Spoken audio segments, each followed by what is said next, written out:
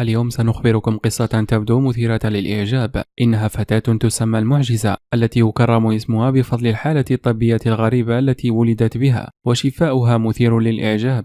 الفتاة المعجزة هي واحدة من 3 أشخاص في جميع أنحاء العالم الذين يولدون مع هذه الحالة، وهي حالة نادرة من وجود كل من ساقين ملتصقين معا كما لو كان ذيل حرية البحر. بعد أيام قليلة من الولادة كان على الأطباء أن يعملوا عملية جراحية لها على الفور، لأنهم إذا تركوا الساقين معا الفتاة يمكن أن تعاني من مشكلة صحية رهيبة بسبب النمو الغير منتظم لعظامها. وكانت العملية المعقدة التي يتعين القيام بها في أقرب وقت ممكن، لأن الاستفادة من هشاشة العظام والغضاريف من الضروري لعملية جراحية ليكون لها التأثير المطلوب.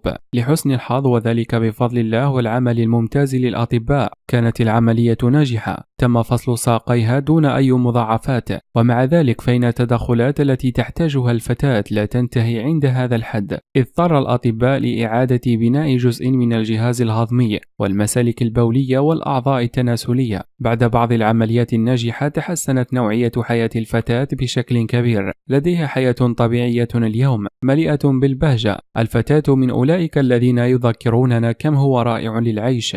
إن أعجبك الفيديو فلا تنسى الاشتراك في القناة ومشاركة الفيديو مع أصدقائكم.